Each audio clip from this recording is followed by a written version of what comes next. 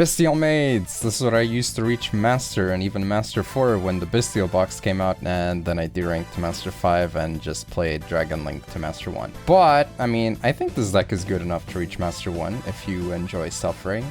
You might have noticed that we had to fire Kitchen and Nurse, times are tough, so they had to go. We run 3 Parlor, she's the best maid starter, she mills any maid card, and they have graveyard effect, so it's basically a search, just to the graveyard.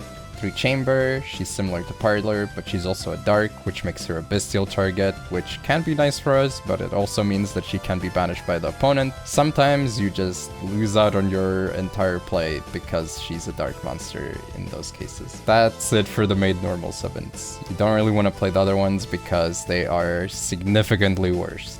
Both of them are 1-card Hieratic Balls by searching Hospitality or by sending Tidying and then linking into the Striker Dragon, reviving and summoning the balls. One quirky thing about Chamber is that she can tag out into any high-level Maid Dragon, including the fusions, as long as they were summoned properly, so if SHEOU gets into the graveyard in any way, you can potentially tag out into her and she can negate again. The only Maid Dragon form that we main deck is Lorpar. Her hand effect isn't all that bad. You can force a Baron, or you can turn off Rukalos, and she also has 2700 attack, which is more than Dark Magician, the ultimate wizard in terms of attack and defense. I had her clear an End of Anubis against the Sprite deck, but if you're Heartless, you could probably try to play without her. For spells, we run a Changeover and a Hospitality. I originally ran 2 Hospitality, but the risk of dead cards against strong meta decks felt so bad I ended up cutting it down to 1 for more text. You could run even 3, wouldn't recommend it. It feels really bad to have the Hospitality and no Dragonmaid target, which will happen occasionally, and more often the more copies you run. Though it is pretty nice also to have that secret effect where if you summon Parlor, you can send a Lorpar from the deck to the graveyard for free with the spell effect. Tidying is insane in this deck. Not only does it provide the expected removal, but you can often recycle your Bystials back to the hand for repeated use. 2/2 line of fusions is pretty common. House of 2 feels like a must-have since you need a tag-out target for SHEOU to have the negate. You could cut SHEOU herself to 1 though. It didn't really come up too often.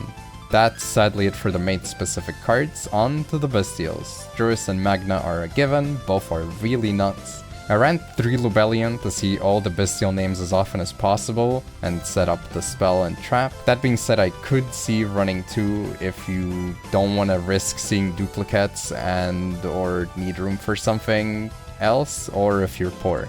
After the climb, I didn't really alter the ratios, but I think I would definitely consider switching Saronir and Baldrake ratios. Baldrake is definitely an MVP in Light and Dark decks, so running him at 3 would make a lot of sense. Brander Regained is the 2nd best card in the deck after Max C. It gives you a free revive, a free draw, and you get to recycle cards for repeated use. Beast is neat. You can often set it up for free alongside Regained since it can revive or regain to dumped by Saronir into the graveyard and you just get a free pop every turn. SHEOU also tends to give you free cannon fodder for this and it feels really nice. I opted to run a small Alba's engine in the deck because Mirror Jade is really strong, and Alba's fusing off of a Sphere summon is a really nice power play. This is also where the Regained Recycle comes in super handy. You potentially get infinite Mirror Jade uses with just 1 target in the extra deck because you can recycle it over and over again by banishing and putting it back into the extra deck.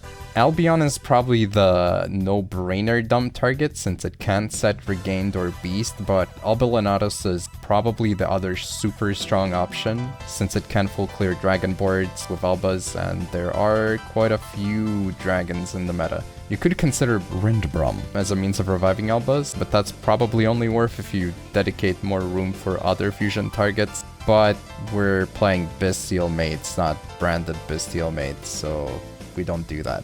Here comes the sauce, triple Maxi, triple Ash, 2 Called By, 3 Imperm, insane. I think these cards will really see some play soon. People just don't know how good they are, and I think I've picked up something really crazy here. I chose to run 3 Super Poly as board breakers / interruption.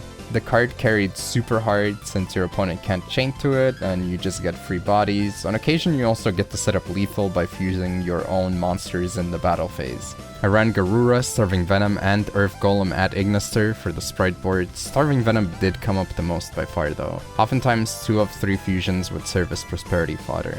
I'm not a huge fan of Prosperity in extra deck focused decks, but having the ability to find your starter or answer in a deck as lacking as this one feels very needed. Usually, you banish 2 super poly targets to show some of the Xyz package and maybe a link of either Spheres or Striker. Striker is obviously to help you 1 card climb into the Spheres, as I mentioned before. Radica Tomb is 2 Bystials, allows you to grab any dragon from the deck, but it can't attack the turn you use the effect, so consider Gaia Dragon, the Thunder Charger, as a free rank up target, which can now attack, so you can make Zeus, but also it becomes an extra material for Zeus. And on top of that, also the card does piercing damage, which, while not super relevant, could come up. Wallow, on paper the card is neat. Admittedly, I never summoned it, you could definitely cut this guy. Zeus. Borreload Furious Dragon is funny. Mud Dragon of the Swamp did not really feel like it came up as much, so I cut it. If you want more normal summons, there's Red Eyes Darkness Metal plus Black Metal Dragon for more 1-card balls, in which case 1 or 2 more Link 1 dragons might be necessary. One of my favorite boards to end on was having Lobelion set up branded Regained plus Beast and having SHEOU, so you can have that little bit of synergy of getting free cannon fodder and free card advantage all the time. Honestly, I don't think it really matters how you adjust the tech slots overall. Doesn't matter if you run evenly matched talents or other stuff. Ultimately, the deck is still a step below Rogue tier, and it's mostly going to be Bystials running the show with the occasional free negate off of SHEOU and some beatdown card advantage from maids. In the meta, Tearlament is probably one of the more manageable matchups, but even with that being said, it comes down to your ability to deal with their graveyard setups, especially when you're going second. Most decks are beatable, but you have to open fairly well, and if the opponent is somewhat good, the games will feel super heavily influenced by coin flips, more so than when you're playing a stronger deck. I feel the deck is definitely good enough to reach Master 1, and it can be fun when you get to play it, just don't expect it to be a meta threat, and that's pretty much it. You can add more maids, but the ability to play it in Master rank will definitely diminish. Also, I forgot to mention that if you summon a Dragonmaid with a trap card at the start of the battle phase, if you're toggled on, you get the ability to tag out with her as well. That doesn't happen too often, but it can be kind of relevant as well.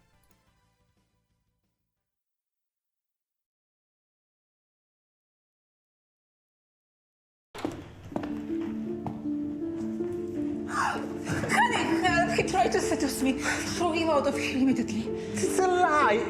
It's a lie. She just threatened me to fire me if I didn't sleep with her. That's why you suspected me of cheating. Because you were doing it yourself. And you lied to me about Rose. Great performance. I want you out of the house. Both of you.